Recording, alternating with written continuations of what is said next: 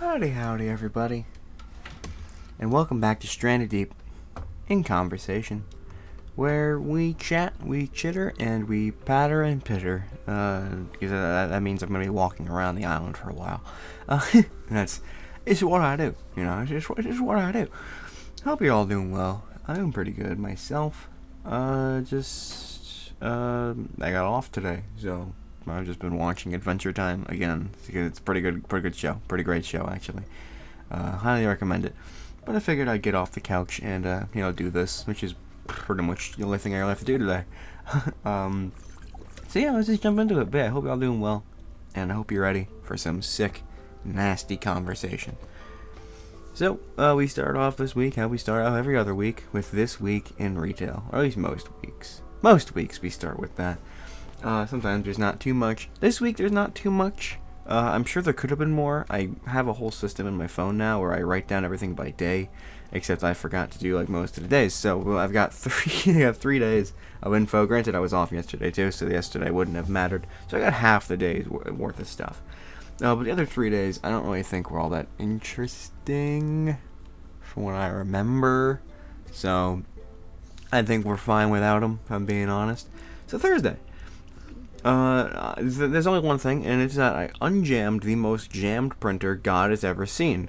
And I know exactly what happened here. I would have forgotten about it if I didn't write it down, so I'm glad I wrote it down. But let me tell you guys about this printer. So we do some photo stuff, and we do some like paper copying or whatever, or the store I work at. And so I was like, hey, and I come in, and I'm like, okay, cool. There it says there's an order for like this thing. And whatever the thing is doesn't matter, because before I can even try to do it, I've looked down and I see there's a paper on the printer, and it's saying to me, Harris, hey, this thing says it's jammed. I unjam it. It says it doesn't want to print. It still says it's jammed. I don't understand what's going on. Please try to fix it if you can. And I'm like, okay, yeah, jams aren't that hard. There's a little bit, sometimes there's some extra steps you might need to go through, but otherwise it's not too bad. So I checked the back of the printer, and I don't see any paper. I'm like, okay, cool, so it's probably down towards the bottom. I take out all the drawers so I can see if there's paper on the bottom. There is no paper going up the machine, because there's 4 different tiers, and it was taken from like the 3rd or 4th tier, so I would have to have crawled the paper all the way up. And one time this happened, it kept jamming midway through, so it would jam in the middle, and then we wouldn't be able to keep going. So that's what I figured was going on, but no, it wasn't actually at all. So I'm like, okay, I don't really know what to do here, so I keep trying to pull it further away from the wall, and eventually accidentally unplug the damn thing, so it doesn't even tell me there's an error still. I'm like, oh shit, let me plug that back in.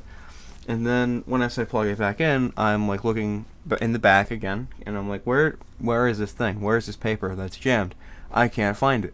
Lo and behold, I look very, very closely into where it's supposed to come out of, and I start feeling my finger around in there. There's a little flap, a flap that I've not noticed before. I'm like, why is this a tiny, tiny flap? And I look at it, and I'm like, oh shit, this is paper, I think. And I get my phone in there, I take a picture, and yeah, there's just it's one piece of paper that is pretty much on the same level as the rollers, because normally when it jams, it gets past the rollers, but it gets crumpled from the rollers, so it gets jammed. This didn't even make it past the starting rollers. It was just jammed, and it's like, oh, shit, that sucks. How do we get this out? Because you can't really pluck at it from there. So I'm like, shit, how are we supposed to get this out? So my immediate idea is maybe if I could get some tweezers or something. And I can't find tweezers, but what I can find are pliers, and I'm about to put these in the machine, pretty much touching metal that's turned on, and I'm like, I go to my coworker, I'm like, hey, this is a good idea, and she's like, no, don't do that, don't, I'm like, okay, how about if I unplug it? And she's like, yes, fine, just I wouldn't anyway, but just sure. I'm like, okay, cool. So I unplug it, and then I'm like, you know what? She seems annoyed for a reason. She seems bothered by that for a reason. So I try to just manhandle it. I keep tugging on it, but it's not really pulling. And eventually I get the genius idea of just rolling the rollers. So I roll them, and slowly but surely that paper came out, and eventually it was enough where I can kind of get a good grip on it with the tips of my fingers, and I yanked that fucking thing out, and it was a huge piece of paper, just stuck in there. And I'm like, okay, cool, I got it, yay. So, and I say it took me like 4 minutes to tell you this goddamn story, but it did take like maybe 20 minutes, 25 minutes to figure all that shit out. It was a very annoying piece of paper. Hated that thing. But then I plugged it back in, and it started working again. Papers were made. Hallelujah. Although that thing gets so dirty so fast, it was disgusting. But we got it. We got it working. That's all that mattered to me at that time anyway. So yeah, that was pretty much that. And then Friday comes around. This is actually on the topic of the paper and all it being dirty. A different day. I think it was Saturday. We had a book order. It's like a photo book order. So they were coming out of that printer, and they kept getting dirty. And I kept reordering it, and it kept getting dirty on the same like first few pages. Like after the first few pages, it didn't get dirty anymore. But every time I'd reprint it, the same pages kept getting dirty. And I'm like, what the fuck's going on? I look back there. That side is disgusting. It's like covered in ink, and I clean it, and then I'm like, okay, this seems good. I do it.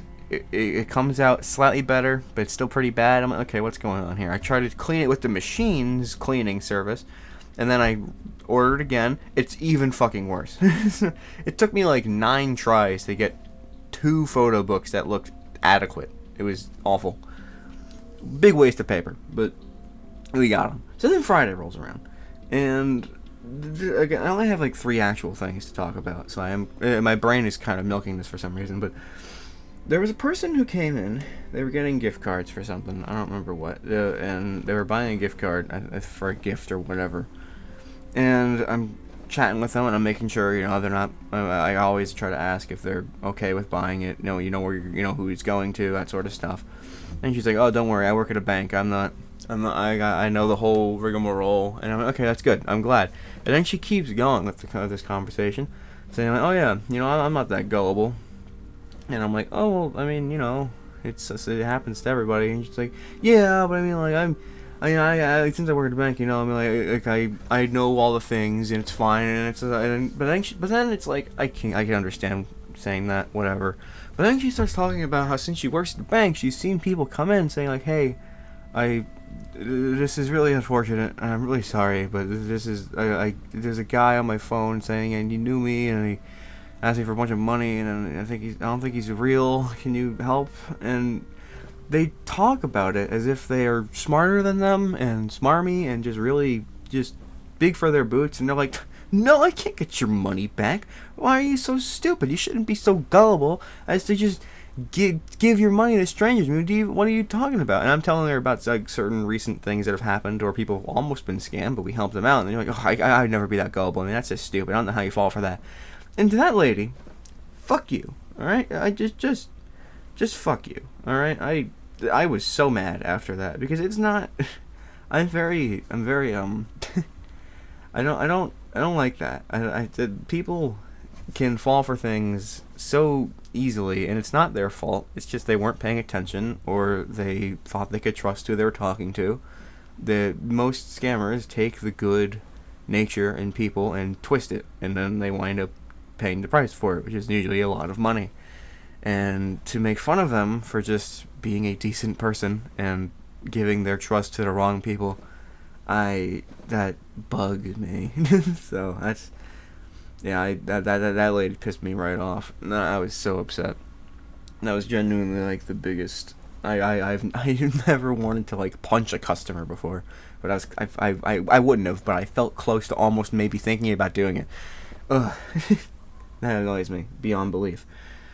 But yeah, so I hope at least, I understand if they can't do anything at the bank, obviously, but I mean, at least treat them like a person who just lost a bunch of shit because they were trusting people. They thought they could do that, and then they couldn't. It's not their fault, they just, you don't blame you don't victim blame things. It's not right. It's not cool. And anything, especially, like, let alone with scams, but alright, I'm gonna stop talking about that, because I could talk about that for the entire fucking episode, but I've already done some stories about that.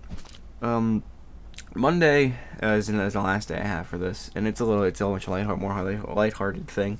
I crawled Let me make a story out of it. I don't want to just give it away. Um, we had our inventory of stuff. Like, we have a truck every other, like, since it was Labor Day, it skipped from Friday to Monday. So we have a truck. We had some, like, some stuff to put away. And a lot of it was boxes that I was working with. So I'd rip open the boxes, I'd scan the thing with one of the stores, like, little scanners, tell me where it is. I'm like, okay, cool, I'm going to put it over there. And at one point, I go to throw away the boxes into our crusher, because we have a crusher for boxes, and I hit the button, and I look back at the cart I was using. I'm like, there's no scanner on that cart. Oh no, did I put it in the box? Oh shit, what do I do? It's already starting, and there is an emergency stop button, but I don't really know how that works. I don't know if it's just going to shut the whole thing down for the whole day. I don't know if anyone's going to come in or call and be like, hey, is everything okay? So I just let it ride. I let it ride, and eventually the sound stops, and I'm like, I can't find it. Is it in there? I don't know. So luckily, we have more of them than just the one. I took another one, and there's a way to locate the other devices with instead of that device. And so I I do that with that device. And what winds up happening is I hear the in the back. And I'm like, well, okay, where in the back is it? Okay, it's gotta be somewhere. And I open the opening to the crusher, and it goes. I'm like, oh fuck, it's in there. it's so in there, and I'm freaking out. I'm like, oh shit, what am I gonna do? What am I supposed to do about this? Oh dear God. And what I wind up doing is I grab our ladder, I crawl into, because it's not like whole crusher, it's whole little pathway crusher. So I kind of just sit in the pathway and start plucking at boxes, be like, is it in this one? And I click it and go, blah, blah, blah, blah. Okay, is it this one? And after like half an hour, cause I'm being very careful. Like I go to like freaking get like one of like grippy claw things, but that didn't really work. I make sure that it was off. I took the key out. As long as the door's open, it can't start. I make sure all the things were perfectly safe to go in there. And I just I didn't like jump into the crusher. I stayed in the hallway bit too. I just kind of reached in. So I'm fine. I didn't go in there. I didn't risk my shit. I just really didn't want to lose another one of those, because I feel like I lost one before, and I didn't want to do that. So I eventually I found it. It was actually I dug for a little bit into like the wall of boxes that were in there. It was like by the front. Which I should have expected, but I didn't really know how it crushed things. I didn't know if it crushed them and sent them down, but apparently it sent it to the side, and so the most recent ones were all the way to the back side that I didn't really think to look at until like 20 minutes in. I'm like, oh, there it is, and I grabbed it, and Mazel Tov, we have the thing. It's fine. And that was my week in retail, everybody. So I actually should check. I didn't check before I did this, but because the topic I have, I feel like I didn't talk about, but it's very possible that I've already talked about. Because I have been losing my mind lately. So I'm just gonna go to the front. It's not that one.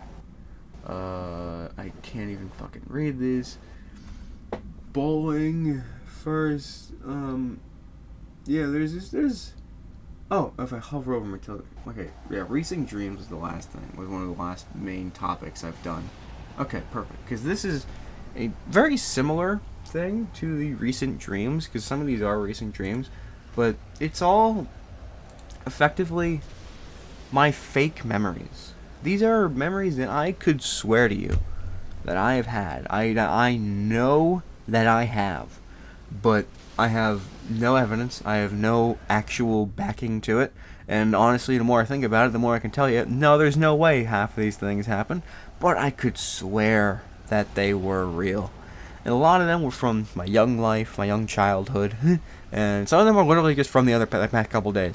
So it all just kind of... It's crazy. It's a lot of crazy stuff. And let's start off with one of the, in my opinion, weirdest ones that I have. I have a very vivid memory of an entire school day where I went to school, but I forgot to put shoes on.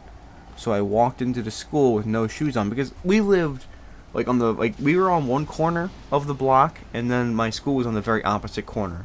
So like literally I crossed 2 streets, bam, school was right there. So I didn't really have to walk that much. And I remember waking up late, and I was like, oh god, okay, I gotta get to school, And I rush, I get my stuff on, and I just book it out the door. I go for the school, and bada bing, bada boom, I am in.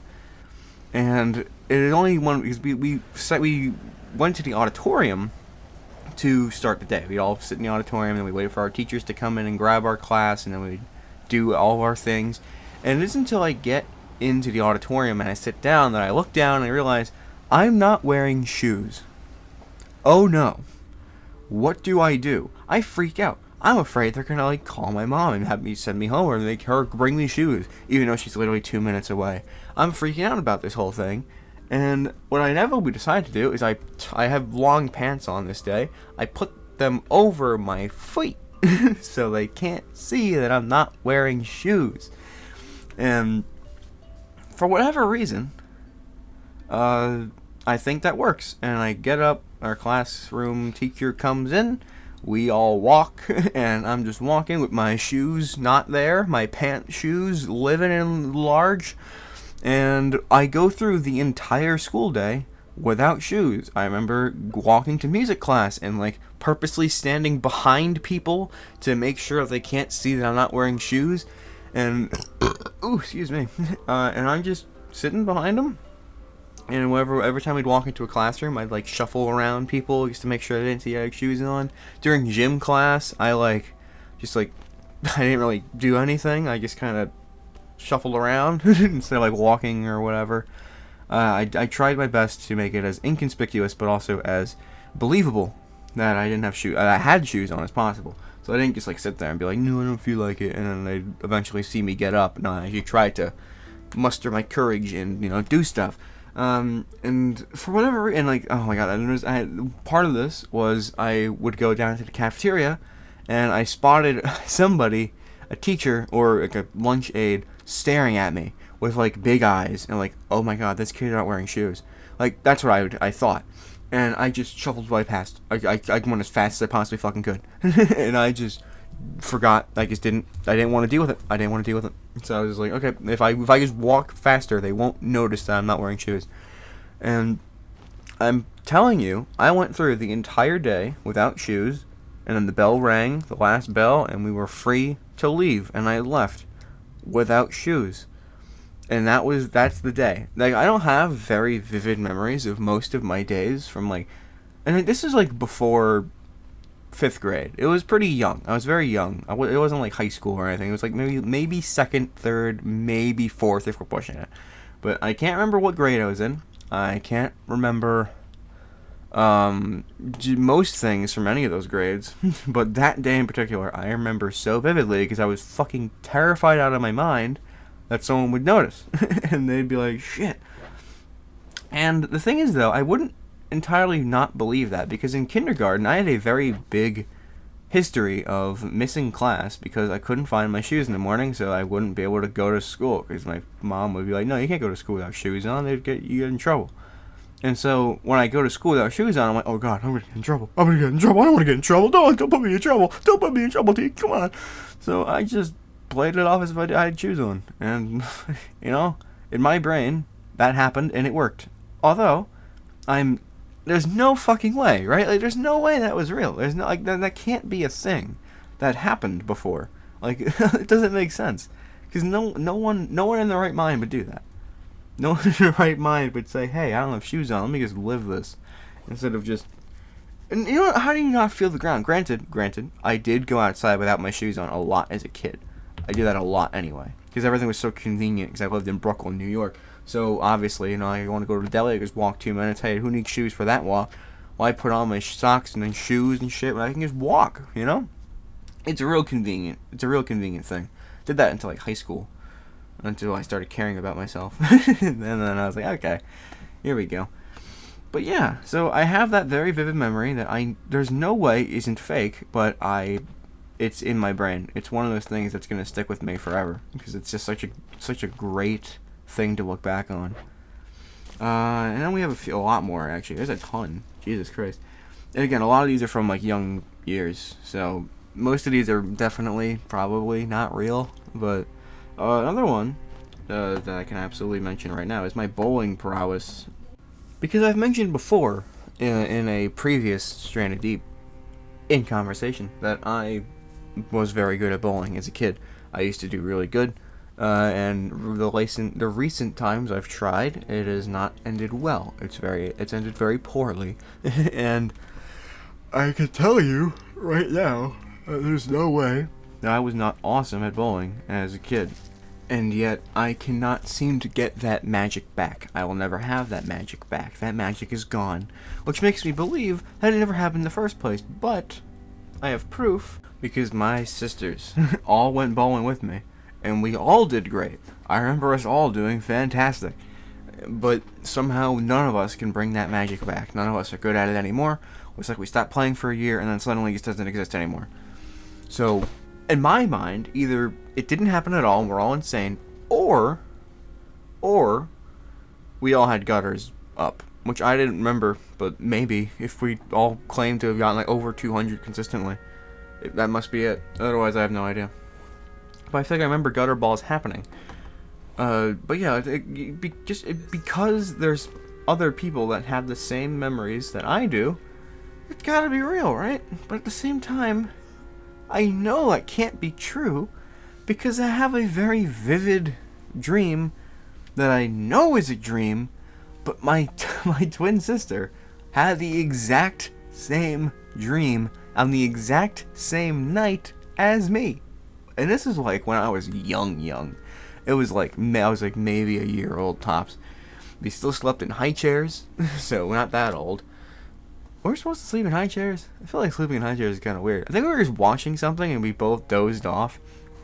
But what happened in this dream is fucking insane. So it literally cannot be real. But the fact that we both had the same dream, I don't know what the hell happened. And what was this dream? Oh, I'll tell you what this dream was. So we were both just chilling on our high chairs, just living it up. And out of fucking nowhere, like literally like pretty much beamed into existence, a massive gorilla just steams into our room and starts doing like this stereotypical like just crazy ass monkey noises. Like just imagine some insane shit. And we're both like, oh my god, there's a gorilla. Oh my god, there's a gorilla. Oh my god, that's a gorilla. Except we're like one, so we don't really speak it that well. So, what do we do? I don't remember how I was at one. We were fairly smart kids. But what happens is we both somehow managed to get out of our high chairs and we fucking bolt it into our kitchen area because we were in one room, which is to the living room, which got into the kitchen, and we bolted in there, and it was me. Well, it wasn't me. Sorry, it was my dad and my older brother playing like a weird card game that we had in like a fucking plastic bin. I don't understand what the game was, but I know we had it, which is very just strange. But they had these. They were playing a card game, and we both run in there. And we're like, there's a gorilla. He's trying to eat us or something. And what happens is my older brother, who's only like a few years older than me, so he's not like my dad's age at all, but he's like, I don't know, like 5 maybe. So he's way cooler, 4 or 5. So he goes into the room with the gorilla and kicks the shit out of this gorilla. he's walloping it. He's wham bam slamming it. He he destroys this gorilla. This gorilla is no more.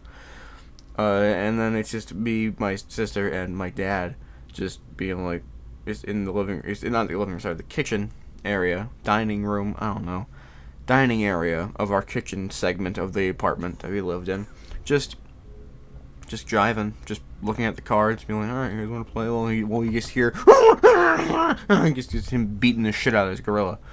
So, it was a very, and then I wake up, or the dream, whatever, that whole memory just goes, it's gone. Nothing happens after that in my head.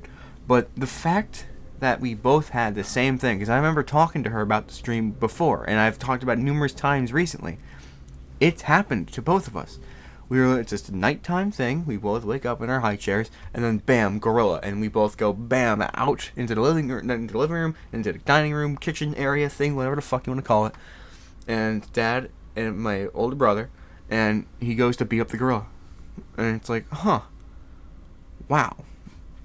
We had the same dream at the same time, and like it's pinpoint accurate what happens. How does that happen? Is that a thing that can happen? Maybe something went on the TV and we both had the same dream, but how is it even possible? Because we're both just like that doesn't make sense to me. Because like I don't know, it's very weird. And the fact that we both have this vivid dream memory thing is obviously fake, by the way. We didn't have a gorilla in our house. But it's just so bizarre. Like, how do we both have the same fucking dream? I don't understand that. It's crazy. We have a lot to go through still, so I'm going to try to speed these up. These next three are pretty, the same. It's just very minor details of our home that I remember very vividly, but none of my other family remembers. And one of them, which is, I know this is fake, because now that I think about it, I used to think this was real for the longest time, but now that I think about it, yeah, there's no way we had this, because my dad was not really all that into Harry Potter. However, we had a in my mind, in our living room, right next to where my dad would sleep, we had a Harry Potter mural on our wall. Like, and I didn't even know what Harry Potter was. That's the thing. So I saw this mural on our wall of Harry Potter before I had any vague memory of what Harry Potter was.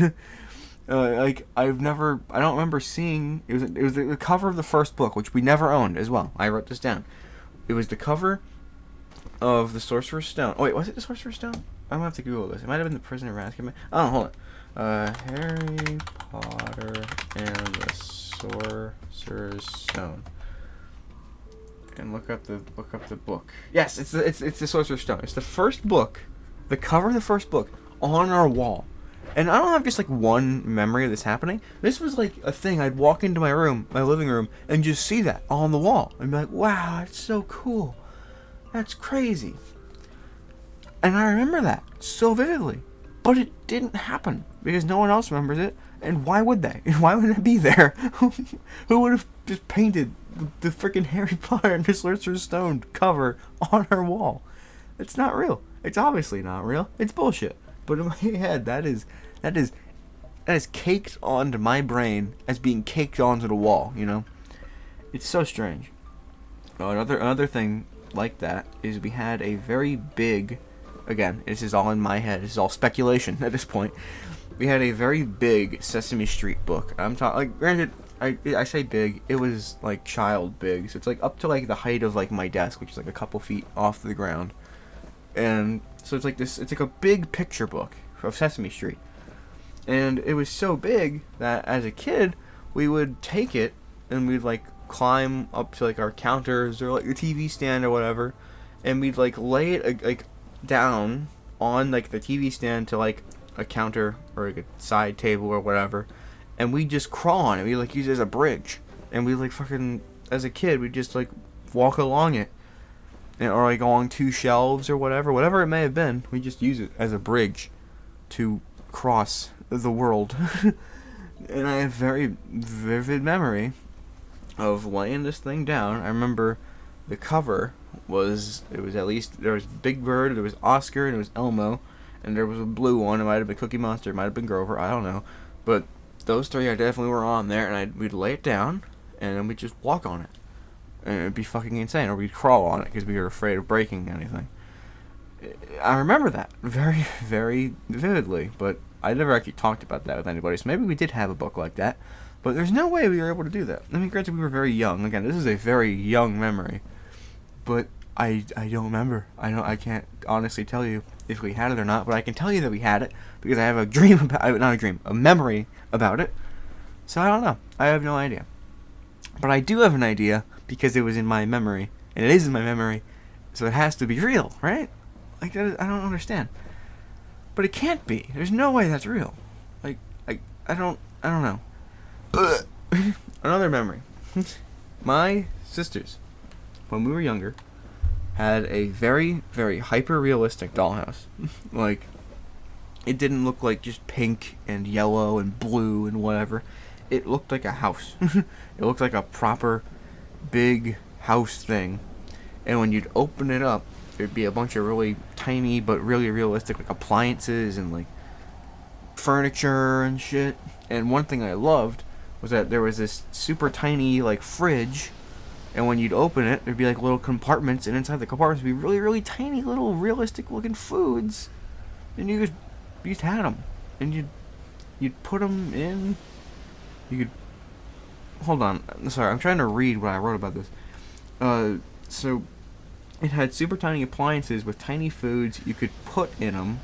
Oh, like as in the appliances and stuff. And I was super jealous, 'cause I was jealous. I would play with this thing a lot whenever they weren't home or they were in the bathroom or something. I'd go in there and I'd be like, ooh, I want to... It's just so cool. I remember vividly a little carrot and like a little, like a one of those cartons of milk, like a tiny little milk carton, and a bunch of other shit, and like little milk bottles. And they were super cool little bottles. I remember that. And it was just so cool because I was like, this is so crazy. I think that probably sparked my love of tiny things.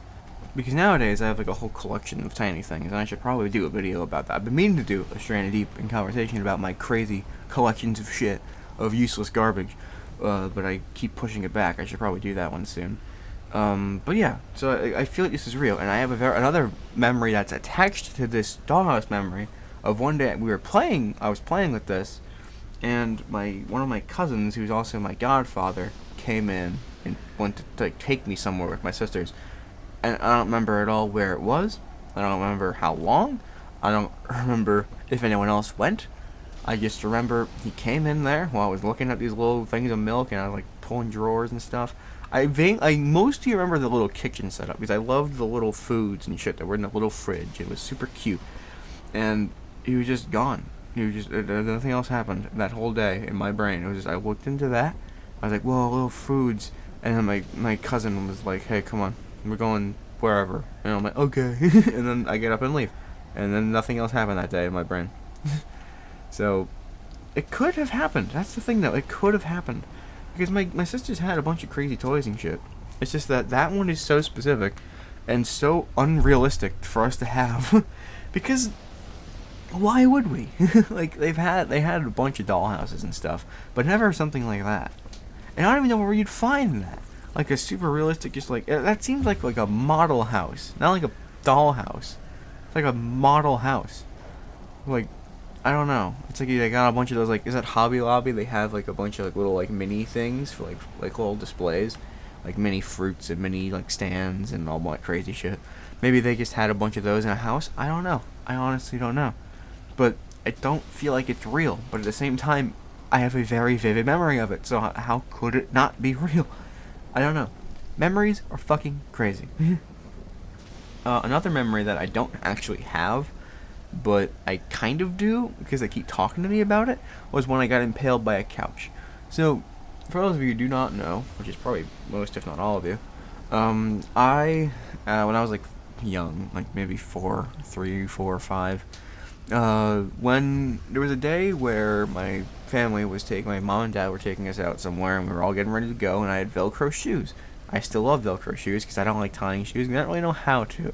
I kind of do, but I also mostly don't, so I like Velcro, and as a kid I also loved Velcro, so we had Velcro shoes, and I was just excited because we were going out. I'm like a fucking giddy dog, just like, oh, hey, we're going outside, yeah, we're going outside. So I'm running around, and at some point my Velcro catches the carpet and gets me stuck, and I just go flying into the couch.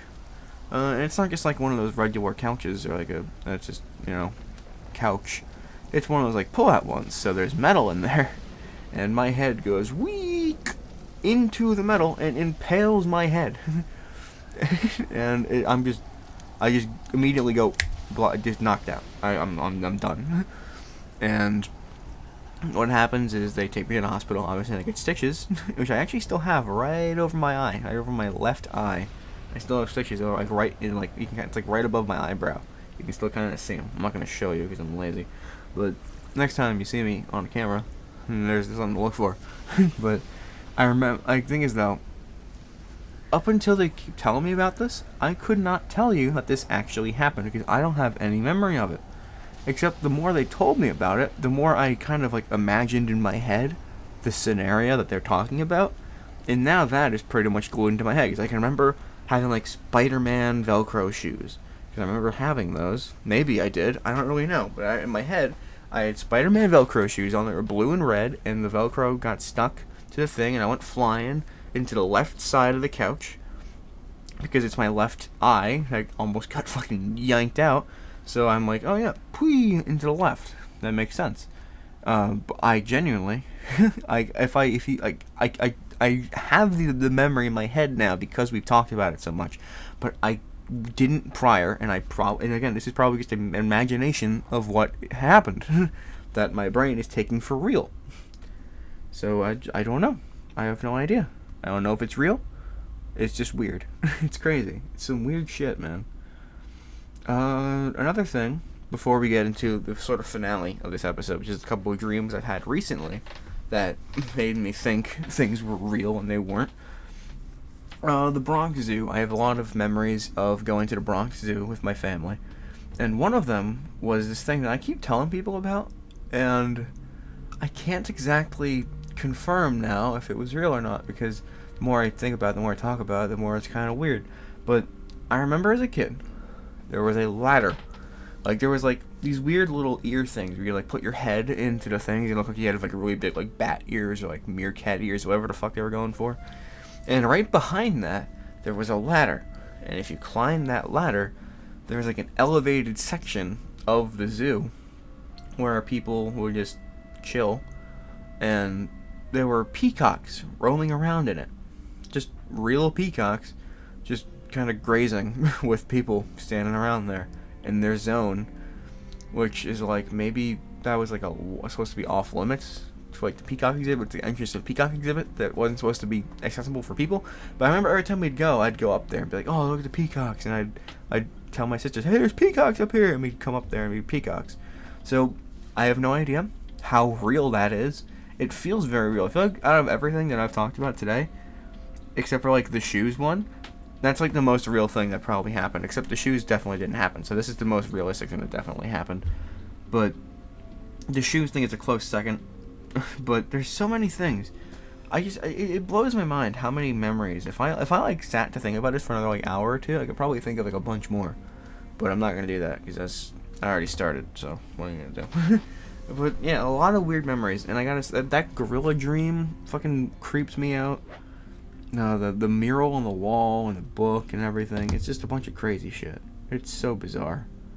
But that day without the shoes, I remember that so vividly. But it can't be real, because there's no way I could have joshed a bunch of adults into thinking I was wearing shoes by covering my feet with my pants. That's not how life works. But what do I know? What do I know? But recently, the past 2 nights, actually, I have had dream after dream of something that happened in the dream. And then I'd wake up and just think it was real. And so, the day before this night, I had a dream where I was just chilling with doing whatever with my family. But for whatever reason, in all of our heads, there were 4 rules about time. And there was a whole system of time in this dream world that narrated what time it was for you. Or for everybody. I don't really understand how it works, but I think it was just for you exclusively. And I wrote the rules down. I actually remembered to write it down right after the dream. So rule 1 was, whenever you do something productive, you move time forward 10 minutes. So let's say you take out the trash. 10 minutes. You go help your friend do homework. 10 minutes. Rule 2.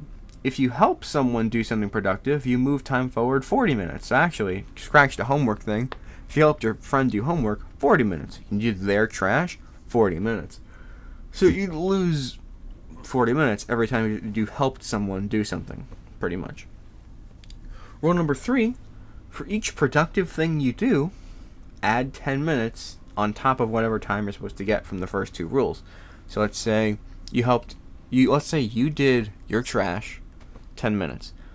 Then let's say you went to go help your friend take out their trash. That's 40 minutes plus 10 minutes because you already did something productive. So that's a full hour of your time just gone. And then you'd go and even like the smallest things, you would tie your shoe. If you did that after those last 2 things, whole hour gone. Oh no, it'd be 30 minutes because it's your own thing. And then it's plus 20. And then it would keep chaining until the day, and it would reset the timer at the end of the day. But rule number 4, thanks Stinky, was that time never went backwards. You don't get that time back. Once you do something productive, that time is gone forever. That is just how time works. And the craziest thing is I wake up to my alarm, and I guess I was really tired. I didn't really sleep very well. So I wake up at 9:10. I have an alarm set for 9 o'clock, but I guess it snoozes after a while, and at 9:10 it kicks back up to do it again. And I wake up and I see my alarm went off at 9:10. And in my brain, I'm still obeying these rules from before. So in my head, I'm like, oh, it went off at 9, but because I did something productive waking up, I lost 10 minutes. So I went from 9 to 9:10. And my brain just went along with it until like a few minutes after waking up. I'm like, no, that's not how that fucking works, you idiot. God, what's wrong with you? My brain schematized itself into thinking time worked differently than how it actually does, which is just fucking crazy. But because I've only ever woken up to my alarm at 9, or I've never woken up to it, and I just would be asleep for way longer than I'm supposed to be. So waking up at 9:10 on that day was fucking crazy. It was a very weird scenario that never really happens. So my brain just played it off as, oh, it's part of your dream. And I wasn't still dreaming, by the way. I woke up from there and did my day, as it was, which is just crazy. But then, right, I had this dream last night, and it was a weird dream because we were in the midst of war, but we weren't in the war. We were just at home, waiting for something to like bomb our house or something eventually. If people got crazy enough, they'd throw bombs at our house. I don't really understand the plot of the war. I don't know who was fighting. I don't know what was going on. All I remember was we were all freaking out. We were all scared. Someone was just going to come down and boom us to death. And my ma was watching the broadcasts of the war, because for whatever reason, there was a camera always watching the troops at war. But the troops, they weren't holding guns, they weren't shooting things, they were all holding up at the sky, different colored sheets. So like you would have red and blue and purple, and what they would do is one color at a time, they would kind of do like a little spin to advance into the front of the line, and then the next color would go and spin and advance to the front of the line, and the next color would spin and advance to the next line. So they were advancing color after color, kind of just slowly moving up on themselves. And it was just, huh? Like, what does that mean? Well, and then, sometimes like a bomb or something would be thrown at them, and it would just not do shit because they were doing such crazy unison color moving that I guess it just blocked any harm. It was like a protective shield. Maybe it was confusing them, because in my head I was like, oh god, they're gonna fire on the purple people. Like maybe they were targeting a certain color, then they'd move and they'd be like, haha, we moved, you can't shoot us. I have no idea. Honest to god, no idea. And I mean, yeah, that I feel is it, because that's the last thing I have written down. Again, I'm sure if I kept thinking, I'd probably have more fake memories. But I kind of don't want to think like that. Because thinking that, like, looking back into your brain and thinking, okay, what do I remember that can't possibly be real? I feel like that's a bad thing. I feel like going into your brain and plucking out all the bits that you think went through your life and be like, nah, that didn't happen. That's probably not good. Like, some of them are, like, silly. Like, all the ones I'm thinking of now, very, very silly. But I feel like if I keep plucking at it, I'm gonna think, like, oh, I never actually did this in school. Like, in 3rd grade, I remember never doing any homework assignments. To the point where it'd be the end of the year, and she asked for, like, 40 different homework assignments, and I'm like, I don't got them. And eventually I had to start slowly doing them. So one of them was a gingerbread man. We read the gingerbread man story. Like, run, run, you catch me if you can, I'm gingerbread man, whatever the fuck. And we were supposed to, like, draw our own gingerbread man. And I remember doing it, and then turning it in, and then she lost it and was yelling at me because this was a bitch teacher. And she made me do it again. And I didn't want to. And that just sold me. I didn't want to do anything for this teacher anymore. So I didn't do any homework pretty much for that whole year, except for, like, a few assignments. Like, I did classwork, which is fine, But homework, no, didn't do homework for them. And when I think about it, how would I get away with that? You know, like what? That just seems crazy. How would I have gotten away with that? So I feel like that might not be real. But I only just now thought about that, and in my head I'm like, no, that was real. That definitely happened. I remember the rage and the just pure stupidity that was me not doing my homework during the entirety of 3rd grade. Because that gingerbread assignment was very early on in the year. So I had quite a lot of not homework doing, which was good. I enjoyed it, because fuck that teacher. That teacher was a bitch. I hated her. And most people did, too. It wasn't just me, because I was being a dumbass who didn't actually care about being in her class. No one liked her. She was an asshole to everybody. But yeah, I have a lot of just very bizarre memories that could be fake. But I feel like, at least all the ones I wrote down, there's genuinely like, there's an idea that there's no fucking way. Like, obviously the gorilla, or they're not wearing shoes, or the big mural on the wall. Like, those things are just so outlandish. But then there's tiny ones, like the freaking, the Bronx Zoo peacock thing. And, like, for one Christmas, I got a Bakugan pen. I didn't really watch Bakugan, but I loved the little Bakugan balls. And I loved playing it. And I loved just the little dudes. And they got me a Bakugan pen, and when you click it, it would play the theme song for Bakugan, which I didn't really know, but I loved it.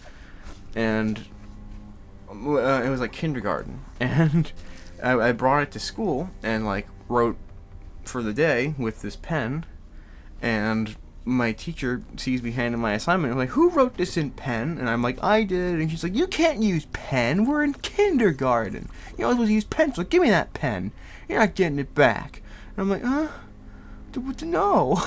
And so what I did was I just, as we were going for lunch, I took my pen back off the desk. And you know what? I didn't play it. And they didn't realize. So I got my pen back. So, very cool. But again, that's so just outlandish. That's like, why would a teacher be that stingy about using pen in kindergarten? Why do they yell at you for that? But at the same time, it happened, so they did. So they're just weird. But maybe I did, maybe I didn't. Maybe everything I remember is complete bullshit. I have no idea. But I'm not gonna probe it too long, because I feel like that's just a bit messed up. But yeah, lots of fun memories that probably didn't happen. And again, some of these were dreams. The last couple were definitely dreams. So, obviously, those weren't real. But it makes me think. Oh, like so many of these kind of explaining dreams that were consistent dreams, because I have had consistent dreams before. Like, I have a consistent dream of there being an extra season of Total Drama Island, except it's all of like the female characters, and they go through like princess stories. So like Bridget becomes like the Frozen, like a Frozen ripoff model thing, and like it just goes from there. Like, every episode is a different like princess trope, and then someone gets eliminated. I remember the entire season of this. The finale was Courtney and Bridget, and I don't remember what they did in the finale, but I remember that was the finale, and I never actually got to watch it, because every time I go to watch it, something crazy would happen at home, and I'd be I gotta deal with this. But that isn't real. And I wake up sometimes after watching that in my head, and I'm like, oh god, I want to watch that again. It's such a good season. It's not real. I've looked that up, because in my head that is real. It's not real. But it was such good writing in my head too. Like, it was very tense moments, lots of just character development that went on in that series. It was great. It was a great series. I wish it was real, because it's awesome. It's an awesome show. It's an awesome spin-off, I guess. But yeah, it was very, very strange. But again, I have continuous dreams, so maybe a lot of these were just dreams that have happened numerous times, where my brain was like, oh yeah, that was real. This is real. I don't know. If there's any kids watching, you better think, oh, I'm just going senile. And to what I say, you're probably right. But at the same time, give yourself like 10 years, and you'll think everything that you're going through today was bullshit. Or you won't remember it at all.